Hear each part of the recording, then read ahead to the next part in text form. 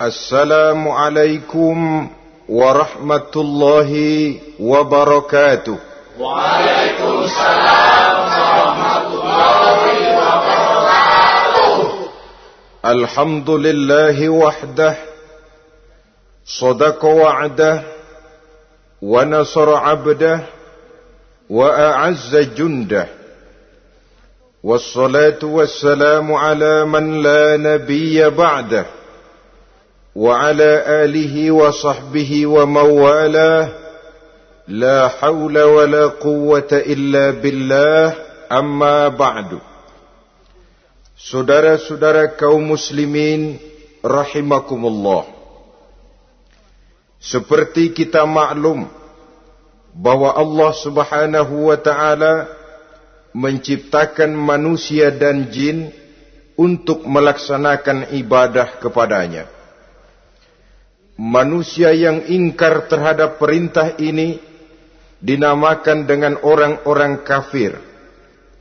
Sedangkan jin yang mengingkari perintah ini dinamakan dengan syaitan atau syaitan dalam bahasa Qur'annya. Kemudian dalam perkembangannya, jin-jin yang kafir yang dinamakan syaitan ini bersekongkol dan menjadi bala tentaranya iblis untuk menggelincirkan manusia dengan berbagai macam cara dan jalan dari hal-hal yang diridhoi oleh Allah subhanahu wa ta'ala. Adapun yang namanya iblis, pada hakikatnya cuma satu saja, yaitu yang ingkar kepada perintah Allah untuk sujud kepada Nabi Adam alaihi salam. Iblis inilah kemudian yang menjadi sesepuh, raja, biang atau dedengkotnya para setan. Seluruhnya akan tunduk kepada komando iblis, akan taat dan setia kepada perintah iblis untuk mencari teman yang sebanyak-banyaknya guna menemani mereka di neraka nanti. Maka mereka pun melakukan satu proklamasi yang bisa kita baca dalam surah Al-A'raf ayat 16 dan 17, di mana iblis dengan tegas menyatakan, qala fabima aghwaytani la'aq'udanna lahum siratakal mustaqim. Wahai Allah, kata iblis, dari sebab engkau telah menghukum saya, dari sebab engkau telah mengusir saya dari sorga, maka saya berjanji akan menipu, akan menggelincirkan mereka, Adam dan keturunannya, dari jalanmu yang lurus. Apa jalan yang lurus? Tidak lain Islam ini. Dengan segala cara dan jalan, iblis dan bala tentaranya akan berusaha menggelincirkan manusia dari jalan yang lurus. Caranya bagaimana? Ayat ke-17 menjawab, "Tsumma la'atiyannahum min ba'di aydihim." Akan kami datangi mereka, akan kami goda mereka dari arah sebelah depan. Kalau cara itu tidak kena, wa min khalfihim, kami goda mereka dari sebelah belakang. Andai kata cara itu pun tidak mempan, wa an aymanihim, dari arah sebelah kanan. Kalaupun itu gagal, wa an syama'ilihim, kami akan datang dari arah sebelah kiri. Pendeknya dari 4 penjuru angin, iblis dan seluruh bala tentaranya yang bernama setan belum akan puas sebelum kita tergelincir dari jalan yang lurus yang diridhoi oleh Allah subhanahu wa ta'ala. Sebagian ahli tafsir menjelaskan bahwa jika iblis menggoda dari arah depan, yang dimaksud dari depan ini adalah dunia. Sehingga manusia menjadikan dunia sebagai tujuan akhir dari seluruh kegiatan hidupnya. Ia pergi pagi, pulang sore, peras keringat, banting tulang, tidak ada yang dikejar kecuali dunia, dan cuma untuk kepentingan dunia. Dunia yang membuat orang berpaling daripada akhirat. dunia yang membuat orang lupa kepada tujuan penciptaannya, maka dunia termasuk perangkap iblis. Apa isi dunia? Biasanya yang lazim itu 3 ta itu. Harta, tahta, wanita. Itu yang bikin orang jadi sibuk sampai lupa kepada tujuan penciptaannya. Untuk apa dia diciptakan oleh Allah. Ini wa'an mimbaini aidihim. Kami goda mereka dari arah depan dengan menyodorkan dunia dalam bentuk yang hijau ranau. Dunia dalam bentuk yang manis sehingga mereka tenggelam di dalamnya. Lalu melupakan akhirat. Kalau cara itu juga tidak kena, wa min khalfihim, kami datang dari sebelah belakang. Kami lupakan mereka kepada akhirat. Itu mah urusan nanti bagaimana saja. Yang penting yang kita hadapi sekarang apa? Dunia. Akhirat kita belum tahu dan bahkan belum tentu ada. Yang sudah pasti saja kita garap. Melupakan akhirat. Wa an aimanihim, yang dimaksud dari arah sebelah kanan, iblis dan setan selalu menghalang-halangi manusia untuk berbuat kebaikan. Karena kanan adalah lambang kebajikan. Sedangkan an syama'ilihim, kiri adalah lambang kejahatan. Dicegahnya kita berbuat kebajikan dan dibisikannya kita untuk selalu melakukan kejahatan dan kemunkaran. Wala tajidu aktsarahum syakirin, dan akan kamu dapati sedikit sekali di antara manusia yang bersyukur atas nikmat yang telah engkau berikan kepada mereka. Ditanamkan rasa ingkar kepada nikmat. Jika kita tidak kufur iman, dibuatnya kufur nikmat. Mengeluh padahal hidup sudah serba cukup, merasa masih sangat kurang padahal orang lain sudah titik air liurnya melihat keadaan kita. Sedikit sekali di antara mereka yang pandai bersyukur kepada nikmat yang telah engkau berikan itu, ya Allah. Jadi untuk ingkar nikmat, bisikan selalu datang dari iblis. Coba lihat itu, temanmu yang tidak pernah sholat, rezekinya lancar, kamu berhenti saja sholat. Yang tidak pernah ke masjid, pangkatnya naik terus, udah berhenti aja ke masjid. Atau setidak-tidaknya mengeluh dalam hati, Tuhan kayaknya tidak adil, kenapa saya rajin sholat kok rezeki seret bener. Padahal pada dasarnya kalau kita mau berpikir dalam bentuk yang paling mendasar, Allah selalu memberikan yang terbaik untuk kita. Jika begini keadaan kita, inilah yang terbaik buat kita menurut pertimbangan Allah. Jika kita menuntut lebih lagi, mungkin dengan keadaan yang lebih itu kita bisa tergelincir. Dan Allah lebih tahu itu. Sebagai pencipta manusia, Allah lebih tahu tentang kemungkinan-kemungkinan yang bisa didapat dan dicapai oleh manusia. Bahasa ringannya, rezeki lu segini aja deh, lu jadi rajin sholat. Kalau rezeki lu melebihan jadi orang kaya dikit, nanti ngelihat masjid minggir. Allah selalu memberikan yang terbaik kepada kita.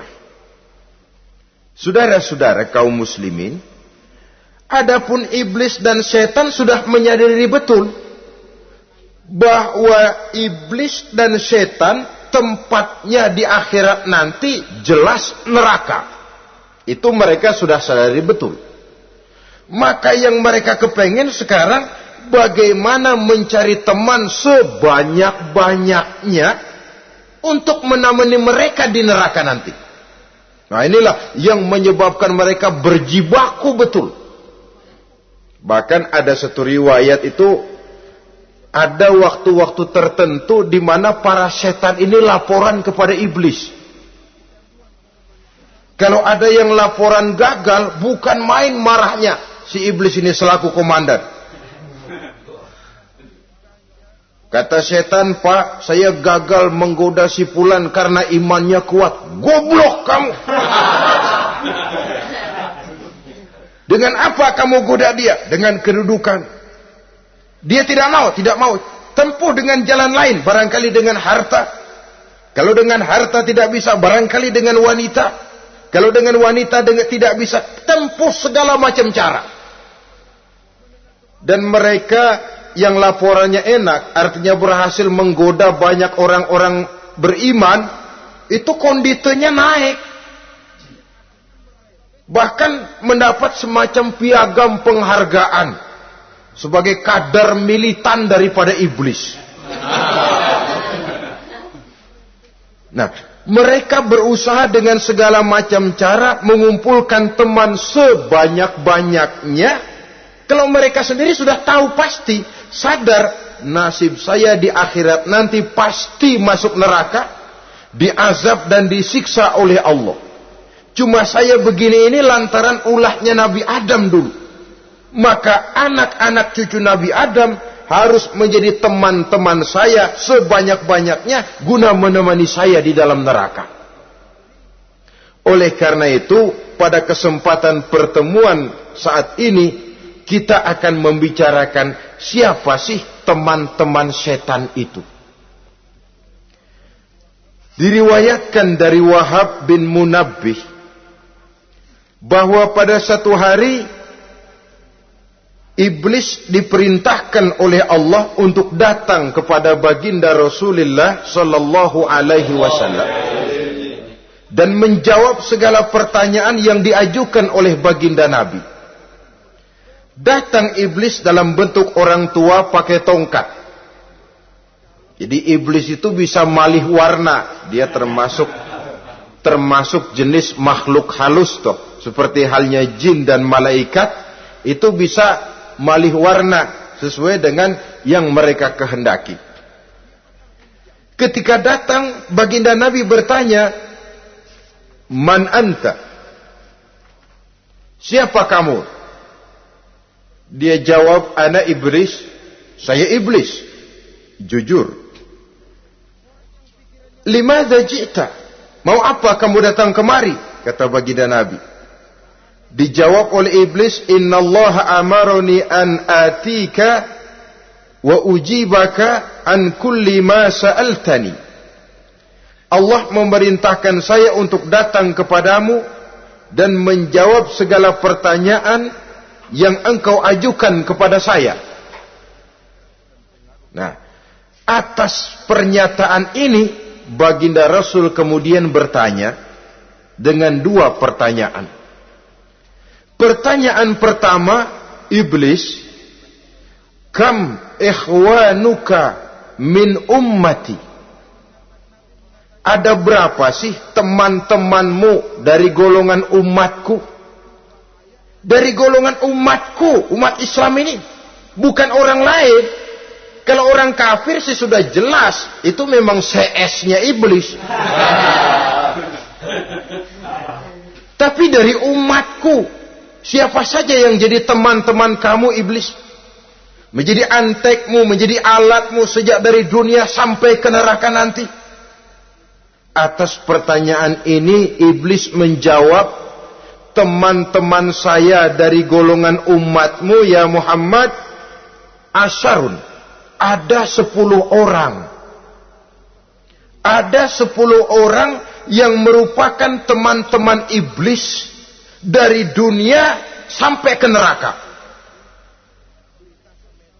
Siapa mereka? Pertama kata iblis, "Teman saya hakimun jair." Hakim yang curang. Hakim yang tidak adil. Ini bisa dimaklumi. Kenapa? Karena hakim diharapkan adalah produk keadilan.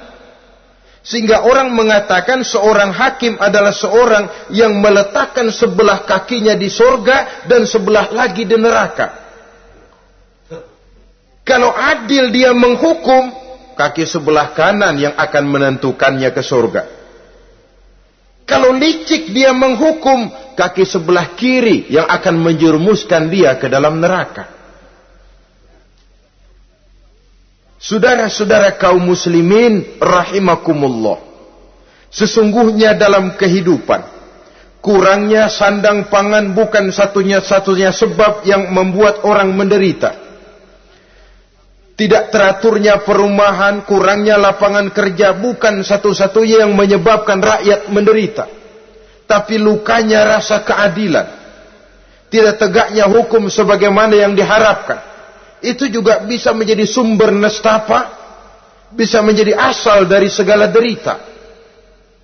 Oleh karena itu, hakim yang tidak adil, hakim yang curang, yang menghukum tidak berdasarkan hukum, tapi berdasarkan kepentingan, berdasarkan pesan sponsor, hukum bisa dibeli, ada istilah mafia peradilan. Hakim-hakim macam ini yang akan menjadi teman-teman iblis. Dan tiap kali palu akan diketuk, iblis sudah bukan main sibuknya. Kekuasaan di tanganmu, hijau katamu, hijau yang akan berlaku, merah kau ketok, merah yang akan jadi keputusan.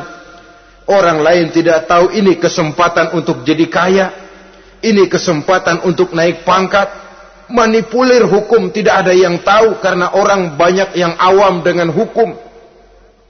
Saudara-saudara kaum muslimin, kalau hukum sudah bisa dibeli, atau kalau hukum cuma untuk orang-orang kecil saja, ada kelompok-kelompok yang kebal hukum, maka akan timbullah kiamat di masyarakat, di mana yang kuat makin kuat, yang lemah selalu menjadi mangsa. Oleh karenanya, hakim yang serong, hakim yang durjana merupakan teman-teman setan, merupakan teman-teman iblis dari dunia sampai ke neraka nanti. Ini yang pertama. Oleh karenanya, pada dasarnya setiap kita adalah hakim untuk keluarga, dalam pergaulan. Hendaklah adil di dalam memutuskan segala sesuatu. Lebih-lebih hakim yang memang menjadi pengayom masyarakat. Bukankah lambang para hakim digambarkan dalam bentuk neraca yang berimbang? Tidak berat ke kiri, tidak juga berat ke kanan. Dalam arti objektif memberikan keputusan sesuai dengan hukum, sehingga masyarakat terlindungi. Dan hakim yang adil secara praktis adalah musuh daripada setan. Dimanapun setan dan iblis paling gak demen sama hakim yang adil. Itu merupakan musuh besar bagi setan. Yang menyalahkan yang salah, membenarkan yang benar. Walaupun yang salah orang besar, yang benar orang kecil. Dan kita memang oleh baginda Nabi diajarkan satu doa. Allahumma arinal haqqa haqqa warzuqna ittiba'ah. Ya Allah, perlihatkan kepada kami bahwa yang benar itu benar. Sebab sering kita lihat yang benar jadi tidak benar. Ini memerlukan kekuatan batin. Yang benar tampakkan kepada kami kebenarannya ya Allah. Sebab sekarang banyak ketidakbenaran yang dikamuflase. Banyak ketidakbenaran yang diberikan lipstick, sehingga kelihatannya menjadi benar. Ini baik doa ini saya pikir dibaca oleh para hakim. Allahumma arinal haqqa haqqa.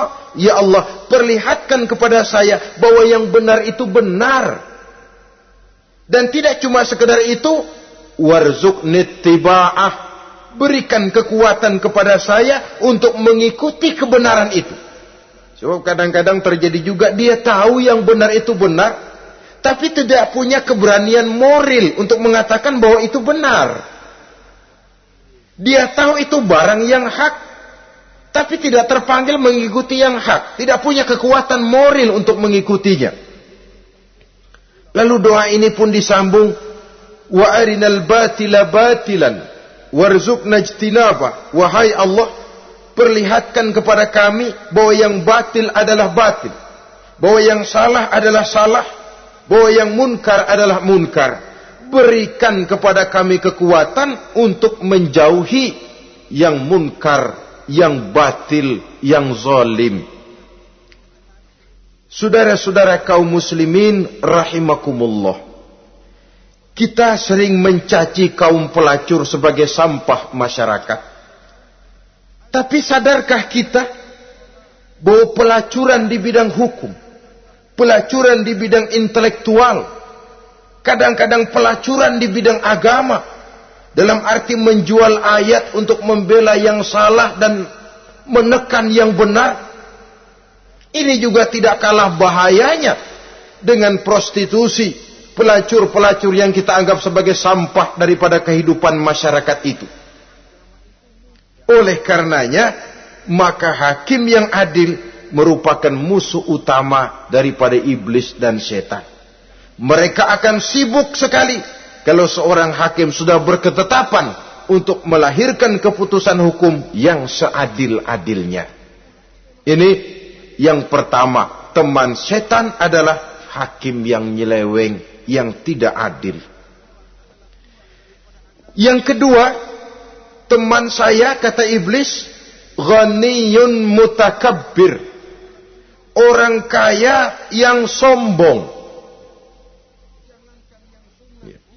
Orang kaya sombong itu teman setan. Orang miskin sombong itu lebih teman lagi tuh. Sebab ini sudah kelewatan. Kalau orang kaya sombong barangkali masih lumayan lah, memang kaya. Tapi kalau sudah miskin sombong, minta ampun. Orang kaya yang sombong adalah musuh iblis. Sebab pada hakikatnya tidak ada yang kaya dalam kehidupan ini kalau sudah bercermin kepada apa sih yang kita punya.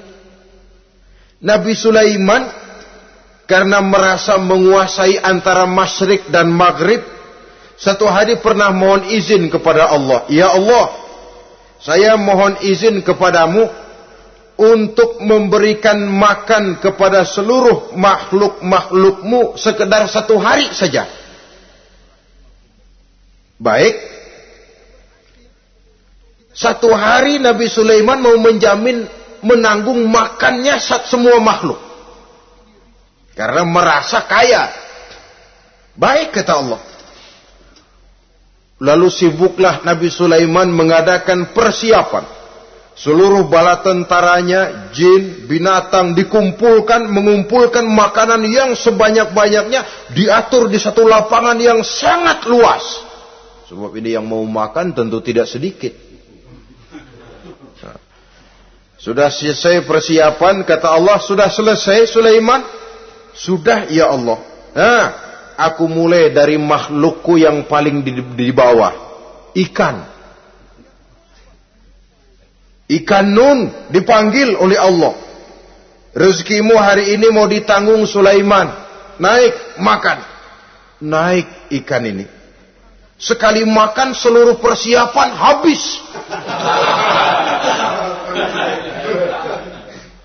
Goleng kepala Nabi Sulaiman, beliau sadar lalu sujud, maha kaya engkau ya Allah. Boro-boro nanggung makanan semua makhluk hidup sehari, ikan satu enggak keurusan.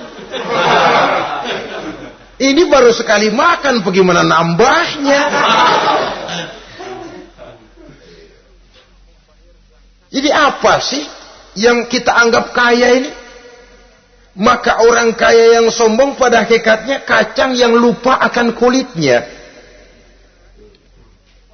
Tidak ada yang kita bawa pada saat kita terlahir ke alam ini. Sebagaimana juga tidak ada yang kita bawa pada saat kita meninggalkan alam ini. Harta kita akan pindah nama. Sebab itu yang perlu kita jaga pada hakikatnya tidak lain nilai-nilai iman. Sebab ini yang akan kita bawa.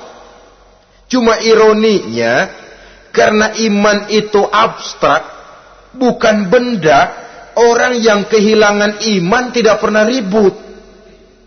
Sebaliknya karena harta itu materi, benda konkret, orang yang kehilangan harta cepat merasa, cepat ribut.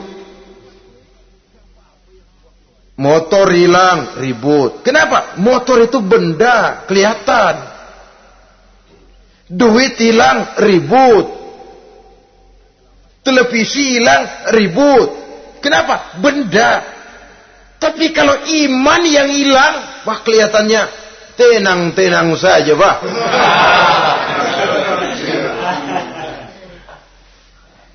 Padahal ini usaha iblis bagaimana orang kehilangan iman, menjadi kafir, masuk grup dia untuk menemani dia di dalam neraka nanti. Dia gelincirkan iman kita, dan kita sering tanpa terasa telah mengalami pergeseran nilai-nilai iman kalau tidak tergusur sama sekali. Cuma saya katakan tadi, oleh karena iman ini bukan benda, orang yang kehilangan iman kurang begitu merasa.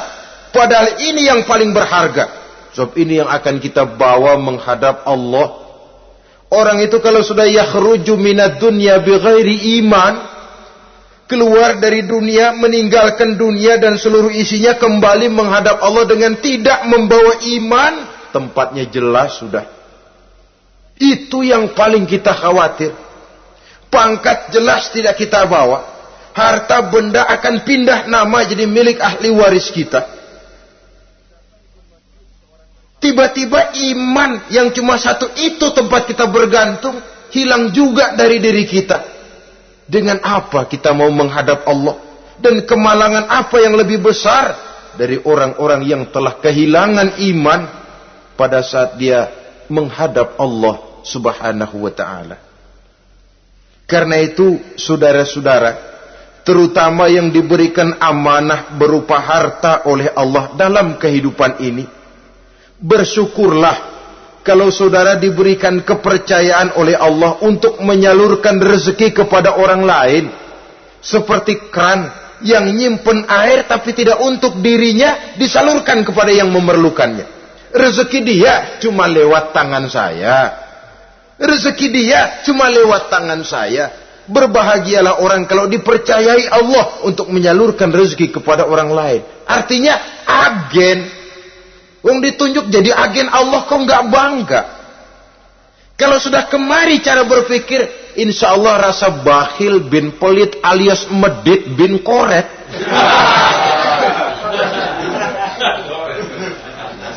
Itu insya Allah nggak ada. Kan kadang kita berpikir, yang nyari duit gue setengah mati, lu datang-datang mau minta aja pala lu. Kan itu toh kadang-kadang cara kita berpikir. Ya boleh jadi lalu terasa berat. Tapi kalau kembali kepada kesadaran, barangkali alhamdulillah rezeki dia cuma lewat tangan saya. Kalau saya nggak ngasih dia, barangkali nggak semudah ini saya dapat rezeki. Allah mudahkan rezeki saya karena saya sering membantu orang-orang yang memang memerlukannya. Andai kata saya nggak membantu mereka, belum tentu rezeki selancar ini. Tidak lalu enak aja, peras keringat gua banting tulang, pergi pagi pulang sore, lu datang-datang nada aja. Berbahagialah orang jikalau sekali lagi dia dijadikan agen oleh Allah untuk menyalurkan rezeki kepada mereka yang memang memerlukannya. Kalau tidak ke arah itu kita berpikir, yang timbul bakhil. Bakhil lalu bermegah-megah dengan hartanya, timbul kesombongan. Senang lihat orang susah, lalu dia sendiri dengan hartanya cuma to show only. Pameran. Lewat di kampung, senang kalau orang melotot, lihat mobilnya yang serba mengkilap, sepatunya yang serba mahal. Senang kalau, wah, semua gaya hidupnya serba jet set, wah, wah, wah. Senang betul kalau melihat orang sudah serba bengong lihat keadaan dia. Timbul takaburnya, sombongnya, ngenyek kepada yang lain. Maka orang kaya yang sombong, teman iblis, teman setan. Setan senang betul. Sebaliknya secara praktis, orang kaya yang rendah hati adalah musuh iblis. Saudara-saudara kaum muslimin rahimakumullah. Lain memang. Kalau kita diberikan ilmu di akhirat nanti, pertanyaan cuma satu, ilmumu kau amalkan untuk apa? Kalau kita diberikan umur panjang, pertanyaan akhirat satu saja. Umurmu kau habiskan di mana? Tapi kalau sudah harta diberikan kepada kita, pertanyaan akhirat dua. Min aina iktasabahu wa fima anfaqahu. Hartamu kau dapat dari mana, kau belanjakan kemana? Depan belakang ditanya. Yang ketiga, teman iblis itu tajirun khain. Pedagang yang berkhianat. Baik kepada sesama teman pedagangnya, karena ingin lebih maju dari yang lain. Terjadi persaingan yang tidak sehat di berbagai bidang bisnis. Ataupun kepada para pembelinya. Dengan mengatakan barang yang baik adalah barang yang tidak baik menjadi baik. Sebab pada dasarnya apabila kaum pengusaha sudah berkhianat akan timbul kegoncangan ekonomi. Dan kegoncangan ekonomi dampaknya adalah melahirkan kelas-kelas kemiskinan. Kemiskinan merupakan satu perangkap iblis. Biasanya orang kalau udah melarat udah dekat banget sama kafir. Kalau tidak dilatar belakangi oleh nilai iman yang kuat. Udah melarat, udah dekat benar dah sama kafir. Apalagi iblis ini menggodanya. Pandai dia. Kepada orang miskin dia datang dengan bujukan materi. Kepada yang cukup hartanya dia datang dengan bisikan lain. Pendeknya iblis dan setan itu kalau ibarat tukang joget, dia ngerti betul irama kendang.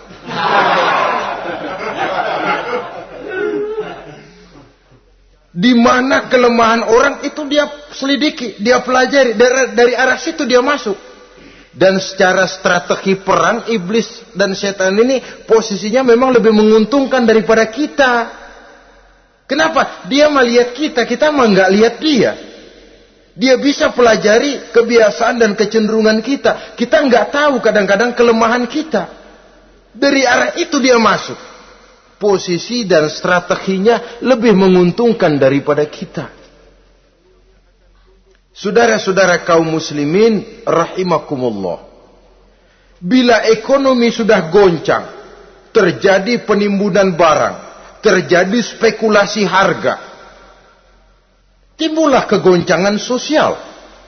Dan dikala itu setan dan iblis pesta. Dia merasa perangkapnya berhasil.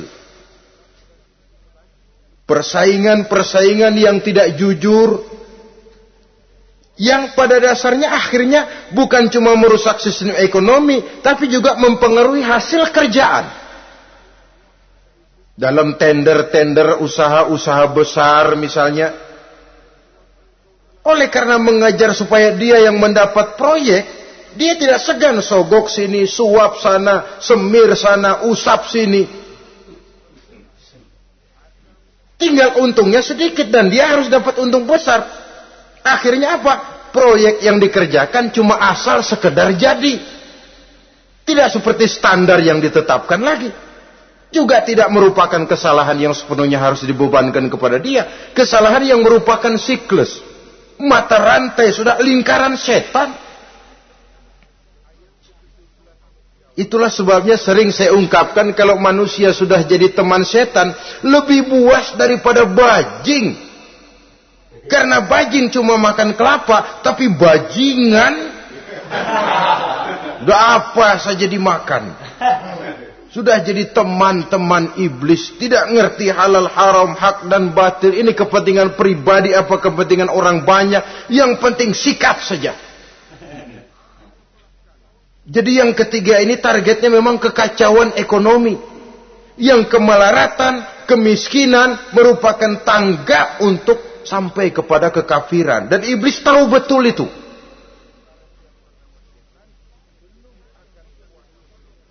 Lain misalnya contoh yang diberikan oleh Rasul. Rasul kan pernah dagang di kala remaja itu. Membawa dagangannya Siti Khadijah. Kain. Beliau dagang kain. Berapa kain ini? Oh, kalau ini saya ambil dari Ibu Khadijah 25 rupiah. Saudara mau beli saya berapa terserah asal saya ada untungnya. Dan kalau modalnya 25, betul-betul beliau bilang 25. Jujur. Kita kan enggak, udah bohong campur sumpah lagi.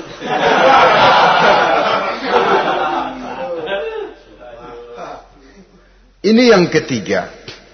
Yang keempat, teman-teman setan, teman-teman iblis, syaribul khamr. Orang yang minum arak, pemabuk, itu teman setan. Bahkan divonis tidak beriman. Orang yang pada saat meninggal dunia di dalam perutnya itu masih ada khamr. Tidak beriman divonis. Jadi dalam satu pesta di mana disediakan minuman-minuman keras, iblis itu sudah masang perangkap. Dan bila minuman itu dihampiri orang, dia mulai senang, wajahnya berseri-seri. Kalau minuman dituang ke gelas, dia tepuk tangan. Bila minuman mulai mengalir ke tenggorokan, dia jijimprakan iblis. Girang bukan main.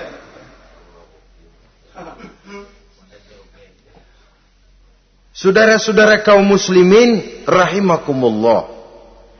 Kenapa pemabuk merupakan teman setan? Karena dalam keadaan mabuk, orang kehilangan daya kontrol. Perbuatannya nyaris tidak terkontrol lagi. Tidak ada rahasia, tidak ada harga diri, tidak ada sifat memelihara, dan itu ciri-ciri daripada iblis. Syaribul khamr, orang yang suka meminum minuman keras. Itulah sebabnya memang dalam hidup ini kita harus punya filter. Allah selalu menghendaki yang terbaik dan memilihkan yang terbaik untuk kita. Kalau sudah itu minuman yang baik kata Allah, itulah memang yang baik untuk kita. Kalau itu dilarang oleh Allah, itulah memang yang tidak baik untuk kita. Jadi kalau sudah qat'i dalilnya, nggak usah buang energi menyelidiki apa manfaatnya. Kalau sudah qat'i dilarang, nggak usah buang energi menyelidiki apa bahayanya khamr. Allah tidak akan melarang sesuatu yang mengandung manfaat. Yang dilarang Allah tentu yang membawa mudarat dan bahaya di dalam kehidupan. Bukankah sekarang ini minuman keras sudah merupakan penghias pesta? Merupakan kebanggaan di kalangan remaja? Termasuk dalam kata khamr ini ya morfin, ganja, narkotik, dan yang sejenis dengan itu. Orang sudah merasa bangga kalau sudah fly to the sky. Membumbung ke angkasa, katanya dunia ini luas, lupa segala macam persoalan. Tapi sampai kapan? Sampai kapan orang merasa membumbung? Sampai kapan orang merasa bisa meninggalkan segala persoalan? Sampai mabuknya selesai? Ya kalau gitu mabuk aja terus. Lalu apa artinya kehidupan ini? Mabuk kan gak ngerugiin orang lain. Kalau saya nyolong kan ngerugiin orang lain.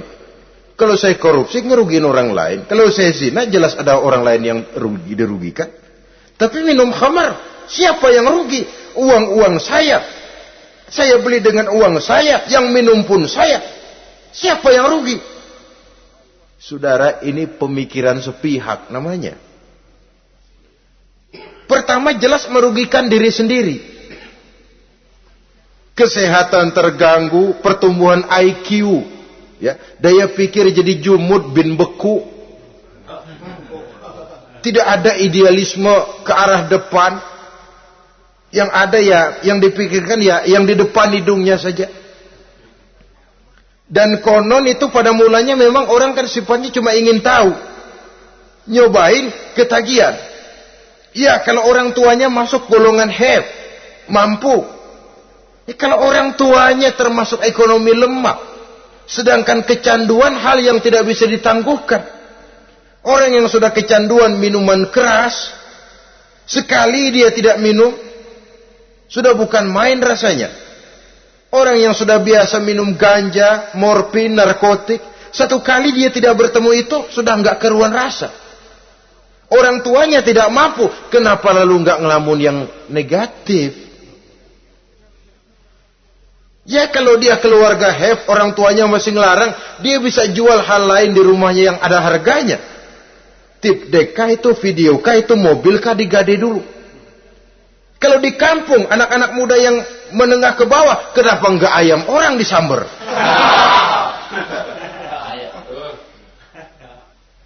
Terjadilah perbuatan negatif yang akhirnya merembet kepada merugikan orang lain. Hakikatnya zohirnya memang pada mulanya hanya merugikan diri sendiri. Tapi lambat laun akan merembet juga kepada merugikan orang lain. Oleh karena itu pantas kalau dalam perjalanan Mi'raj begitu hendak start dari Masjidil Aqsa menghadap Allah, kepada baginda Nabi disodorkan 2 gelas minuman. Segelas susu dan segelas arak. Muhammad, kau ambil salah satu minuman itu, kau minum. Mantap. Nabi mengambil gelas yang isinya susu, lalu beliau minum. Selesai minum, kata Jibril, Sadaqta ya Muhammad, laqad asabtal haq. Kamu benar Muhammad, pilihanmu tepat. Kenapa? Untung saja susu yang kamu minum. Kalau arak yang kamu ambil, kamu pilih dan kamu minum, pasti umatmu bakal pada jadi umat teler semua nanti. Wong Nabi milih susu saja umatnya masih banyak yang teler. Apalagi kalau beliau memilih khamr waktu itu. Tapi ini sekedar simbol bahwa begitulah kita dalam hidup. Saudara, kalau di depan kita ditaruh segelas jamu, segelas sirup, kira-kira pilih mana? Jamu. Sirup apa jamu? Jamu. Orang yang berpikir panjang ke depan, dia bakal pilih jamu. Memang pahit, getir, nggak enak, tapi besok pagi badan enteng, kerja semangat, berpikir cerdas, gairah ada. Orang yang pikirannya pendek, ngapain jamu getir nih, sirup nih, manis ini. Dia minum, bukan main manisnya, besok pagi bibir pada jontor. Begitulah dalam kehidupan ini. Maka hendaknya kita berusaha dengan sekuat kemampuan untuk menghindarkan diri dari minuman keras dan pengaruh-pengaruhnya. Yang kelima, teman iblis itu al-qattat, tukang-tukang fitnah. Itu suling iblis itu, trompet setan. Sebab apa? Benar kalau Quran mengatakan, Nabi mengatakan al-fitnatu asyaddu minal qatli. Fitnah lebih bahaya dari pembunuhan. Sebab apa? Pembunuhan membunuh orang secara langsung. Fitnah membunuh orang pelan-pelan. Kalau mati mau mendingan cepat daripada pelan-pelan. Pelan-pelan mati, cepat mati, enakan cepat, nggak ngerasain sakit. Fitnah membunuh orang pelan-pelan. Nama baik orang hancur, dicoreng-moreng di tengah masyarakat. Maka tukang-tukang fitnah, teman-teman setan dari dunia sampai ke neraka nanti. Karena fitnah lebih bahaya daripada pembunuhan. Mengada-ada yang tidak ada diada-adakan, fitnah. Melebih-lebih, berita semeter jadi 3 meter, yang 2 meter. Ya kalau positif, kalau negatif, fitnah. Memang orang bilang kalau kita nitip duit jangan harap lebih, kurang bisa. Tapi kalau nitip omongan jangan harap kurang, pas saja sudah untung itu. Biasanya lebih, namanya omongan. 1 meter jadi 2 meter, 2 meter jadi 3 meter. Itu sifat dari yang namanya omongan. Kita kirim uang, udah gak bakalan lebih dah. Ini nitip uang sama saya 50.000, tambahin 10.000 langka yang berpikir begitu. Kurang malah bisa. Enak aja nitip, gua kan kemarin pakai ongkos. Hitung transport misalnya. Tapi kalau sudah nitip omongan, pas saja sudah untung loh. Biasanya malah lebih. Fitnah pernah melanda Nabi Zakaria. Fitnah pernah melanda Habil dan Qabil. Fitnah pernah melanda Nabi Ibrahim. Fitnah bahkan pernah melanda kehidupan baginda Rasulullah sallallahu alaihi wasallam. Dalam peristiwa yang lazim kita kenal dengan hadisul ifki, bagaimana gosip pun sempat mengguncang rumah tangga kehidupan baginda Nabi. Sehingga pantas kalau beliau sendiri mengatakan al-fitnatu asyaddu minal qatli. Fitnah itu lebih bahaya daripada pembunuhan, karena fitnah membunuh orang secara pelan-pelan.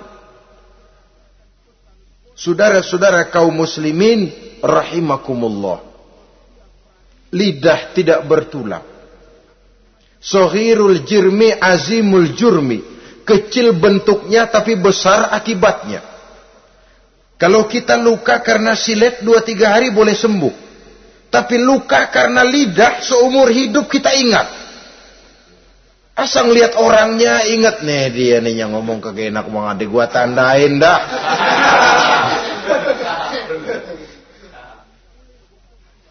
Itulah sebabnya pepatah bilang salamatul insan fi hifzil lisan.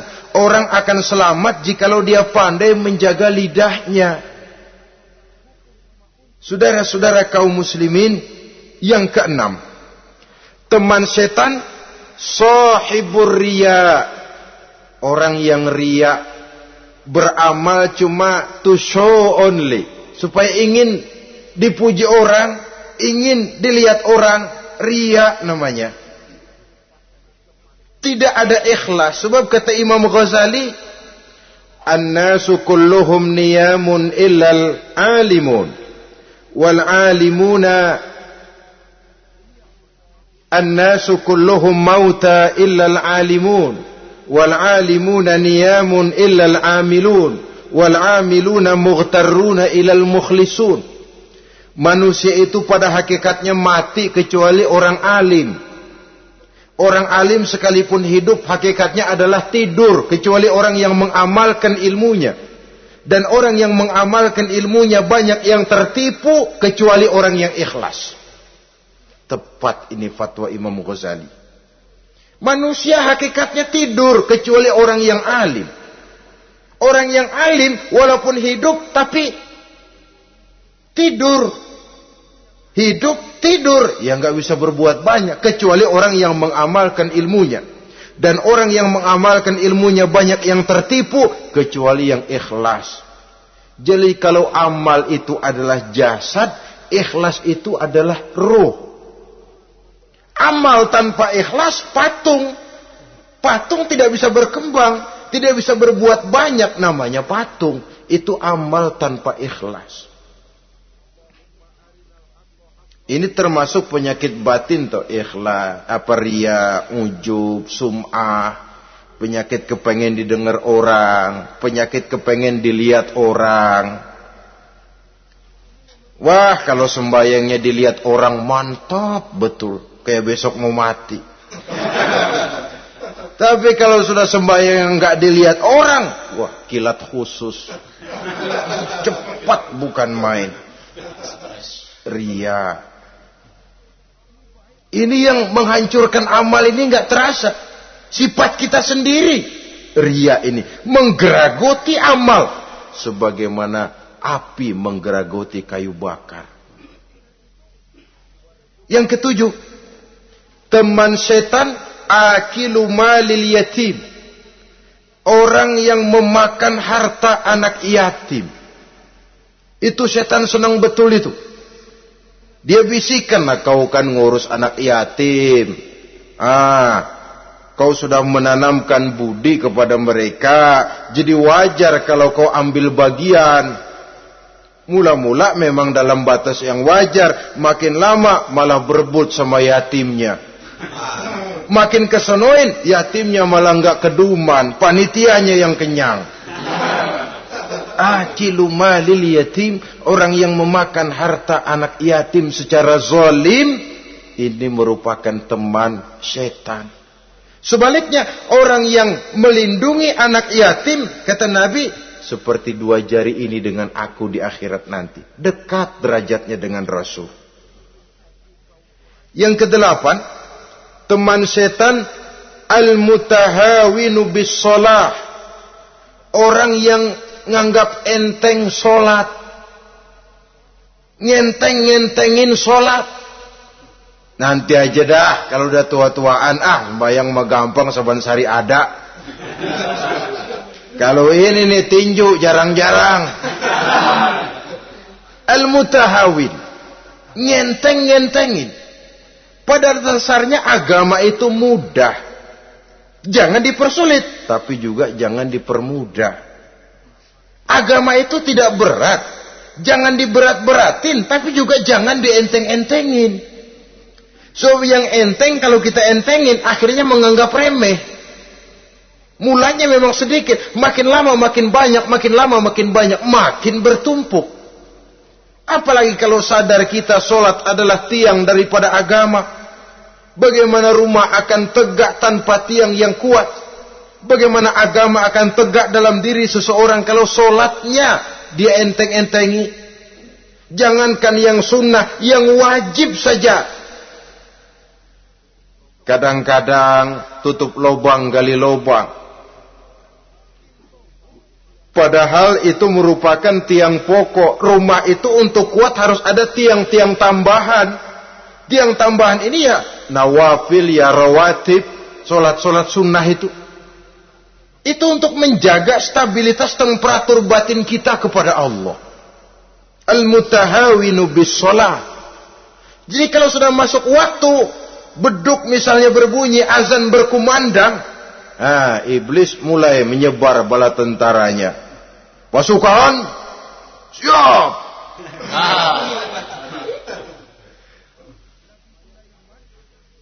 Kama yang dagang dia bisikin, sedang enaknya lu dagang, pembeli lagi banyak-banyak, sembahyang mah ada besok. Sama yang kerja, jangan ditinggal, ini kerjaan tanggung, sembahyang masih ada besok. Saudara-saudara kaum muslimin rahimakumullah, andai kata kita berhasil, kita tinggalkan kesibukan, lalu kita pergi sholat, apa iblis diam? Setan tenang? Tidak, masih dia bisiki kita. Iya, kalau mau sembahyang ya sembahyang, cuma buruan udah. Nah, yang mau belanja, yang menunggu, bukan main. Sampai ruku kita tidak sempurna, bacaan kita semrawut, sujud kita tidak lengkap, sholat juga, tapi disitulah masuk iblis. Atau kalau itu kita berhasil cegah, ruku tertib, ada tumakninah, sujud bagus, iblis masuk lagi. Wah, memang sembahyang kamu mantap. Orang lain gak ada yang sembahyang kayak kamu. Yang timbul apa? Ujub. Sombong kepada diri sendiri. Begitu rapi sembahyang, lu ya pada kagak sembahyang, apaan lu? Gua nih. Itu sudah perangkap iblis. Jadi lewat segala macam cara dan jalan, kepada yang ibadahnya bagus ditanamkan rasa ujub. Kepada yang mau berusaha bagus ditanamkan sifat was-was, buru-buru. Saudara-saudara kaum muslimin, ini yang ke-8. Yang ke-9, mani'uz zakah. Orang yang enggan membayar zakat itu teman setan. Gak ada urusan sama zakat. Sayang-sayang harta dizakatin. Saudara-saudara, padahal zakat itu kata Nabi, zakku amwalakum biz zakat. Bersihkan hartamu dengan zakat. Jadi barangkali bercampur harta itu dengan sedikit yang tidak baik, bercampur dengan yang kotor. Zakat itu membersihkan yang lain. Kita misalnya dalam satu kelas punya murid 40 orang, 42 orang, ada 2 orang yang bandel, nggak ketulungan. Sudah segala macam cara kita perbaiki, nggak juga berhasil. Ini kan kalau nggak diatasi kan mempengaruhi yang teman-teman yang 40 orang. Untuk menyelamatkan yang 40 ini, nggak apa-apa yang 2 keluarin. Bikin pemecatan. Anak saudara, kami sudah tidak sanggup lagi mengajar. Dengan ini kami berhentikan dari sekolah yang kami pimpin untuk menyelamatkan teman-teman yang lebih banyak. Mengeluarkan yang 2 untuk menyelamatkan yang 40. So kalau tidak ini nanti ngerembet, yang 40 ngikut jadi ngeres. Itu juga harta. Zakat untuk membersihkan yang masih tersisa. Yang terakhir yang ke-10, teman setan, musuh, teman iblis, man yutilul amal. Orang yang terlalu panjang angan-angan. Penghitung bintang di langit. Yang hidup cuma ngitung jikalau. Wiridannya cuma jikalau.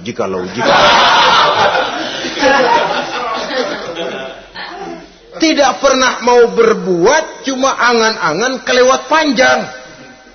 Yang ngelamun kan nggak ada sekolahan, ya siapa juga bisa ngelamun.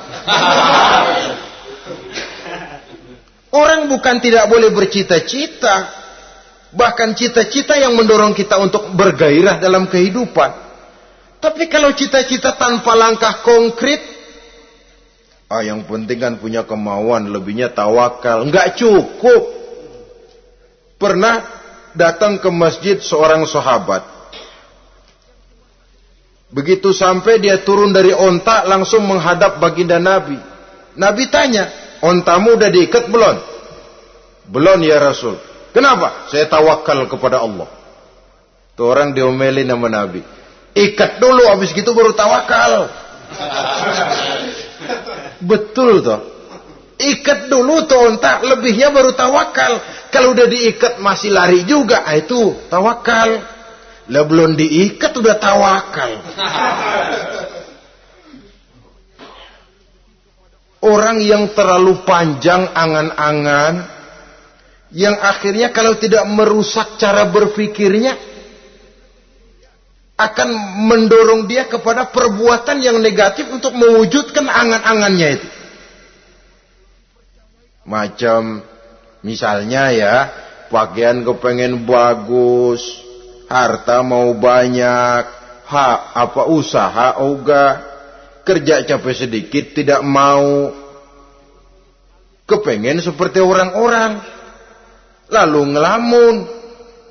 Kalau tidak jadi gila, ya merusak perbuatannya. Kan berapa banyak orang yang kepengen kaya, gagal lalu jadi sableng.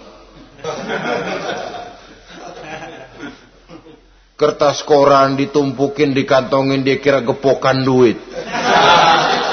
Hawanya duit udah banyak aja. Tulul amal, terlalu panjang angan-angan. Nah, saudara-saudara, kalau kita sudah tahu itulah teman-teman setan, teman-teman iblis, mari kita berusaha jangan termasuk salah satu di antara 10 orang yang menjadi teman-teman iblis ini. Lalu cara untuk mengatasinya bagaimana? Imam Al-Ghazali rahimahullah memberikan tuntunan. Pertama, untuk mengatasi perangkap setan, jangan sampai kita termasuk salah satu teman setan, zikrullah. Banyak ingat kepada Allah.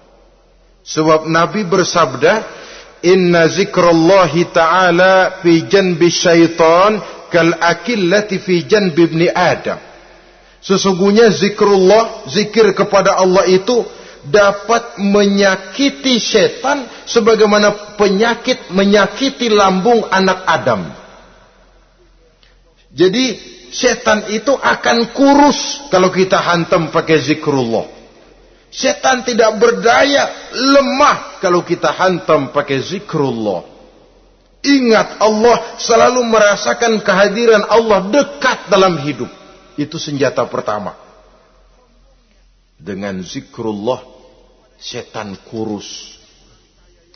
Kalau udah kurus, ya lemas. Nggak berdaya ngadepin kita. Tapi kalau nafsu yang kita ikutin, kita umpanin tuh setan. Lah gemuk. Begitu gemuk, makin berleluasa dia ngutak-ngatik kita.